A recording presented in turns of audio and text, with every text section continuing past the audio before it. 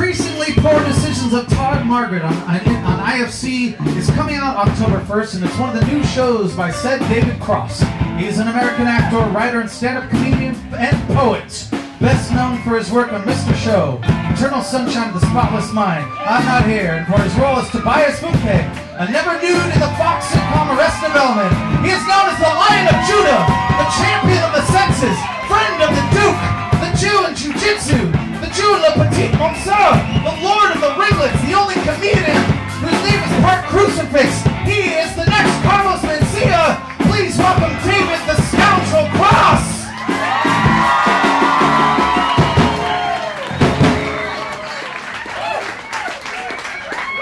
I give that intro a 7.5. I should have left out the scoundrel. Yep. They said it would never happen, but thank you for being here. Who said it would never happen? Society. I'll talk to society. Bring society down here. Now, ladies and gentlemen, tonight's interview... Where is that prostitute? Hiding. Let's first talk about your history. You lived in Florida for a short time and Georgia for many years. How would you describe these places to a foreigner interested in visiting those states? Where's the foreigner from? Germany. Okay. I would say that Florida is sort of like, and I can only go off my own references, but there was a scat film I saw. I don't know the name of the actors. It was all in German, but there was a guy who was.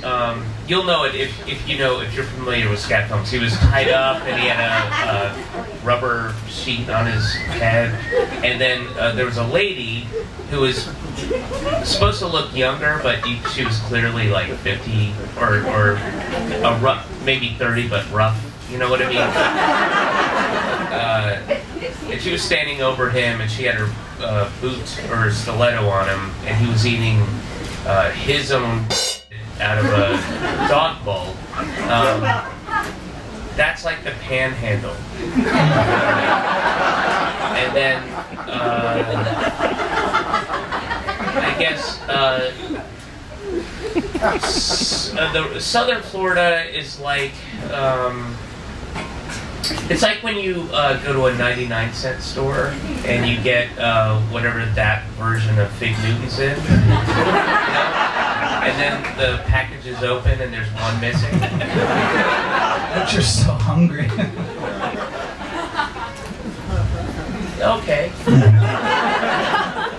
All right. So what is Georgia? All right. Let me process this. What is Georgia? Georgia's like whatever arena that you used to, when you were a child, you used to see basketball or hockey in, which no longer exists, like the LA Forum. Remember the pizza that they would serve? It wasn't very good. I've had bad ballpark pizza. Well, it wouldn't be a ballpark, because I just said it was an arena that... I'm trying to connect, but that's the closest thing I've had. You've never been to an arena. You've never seen a basketball game or a hockey game. I have. In your life. Well, then that's what I'm talking about. So why would you move it to a... I never had the pizza. I've had pizza. It doesn't matter. It's a big deal. You've never had pizza at a baseball I've had it in a baseball stadium. Where? Angel Stadium and Dodger Stadium. I don't believe you. Anaheim. I don't believe you. Dodger Blue. You did not have pizza at Angel Stadium. And I had a huge pretzel once at a basketball game. The Lakers. No, Clippers, actually. I was at the Clippers game. Man, you are Never pizza. full of lies. I swear to God. It was like $10. Came with one dip. $15 came with dip. 15. You're not one shred of truth has come from your mouth in the last 2 minutes. I had a pretzel. No, it was a pizza. It was $10. I've had pizza at baseball places. Pretzels are for basketball. But I've never had... Well, yeah, we've all seen the bumper sticker. Timey. We know that. What was it? So what's Georgia like? I wanted to ask you a question about a personal question about this. And forgive me for getting this off of Wikipedia, but I did read that when you were a child growing up in Georgia, you had told a reporter once that you had been inhabited by the spirit of Edith Piaf. And is that true?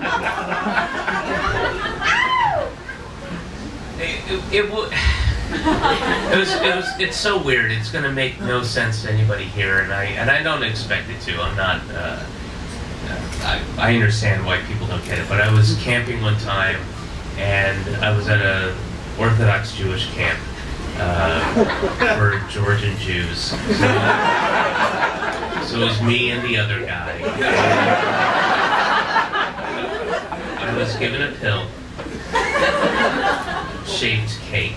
And I ate it, and there were pills inside the pill-shaped cake. I guess that was a way of easing me into the pharmaceutical dreamland I was about to enter. And while I was there, a lady took my hand, would not give it back for a long time, and then I had to chase her, get it back.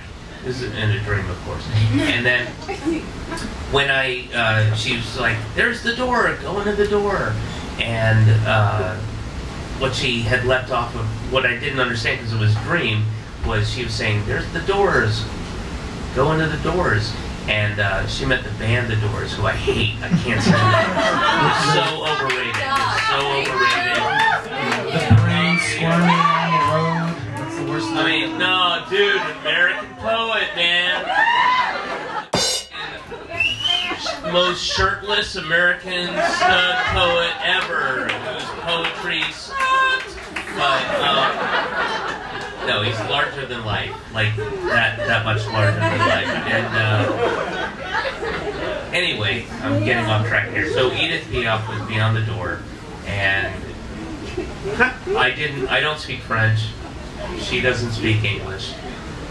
But we, in my dreams, communicated as best as we could, and we came upon a compromise in which the only way we could communicate was by me trying to replicate what she was saying. So I don't know French at all, but I would go, "Les jette-toi, les fonds-toi, les fonds-toi.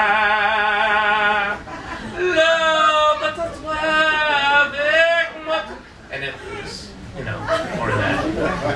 I could do it better if I didn't got my voice shooting yesterday, but I was screaming. I was getting ripped apart. I thought it sounded French and good. What do you think? I'm not fishing the compliment. No, I thought it sounded Thank you very much. Thank you very, very much. Well, that was... Thank you very, very much. Seriously, thank you very, very much. Now, thank you, Derrick. No problem. I just want to take this time to say thank you. I like your style. This next section is a lot of people will say thank you and not mean it. It becomes one of those things like, "Have a nice day," or "Take it easy," where you don't mean what you say, but I really mean what I say when I say thank you.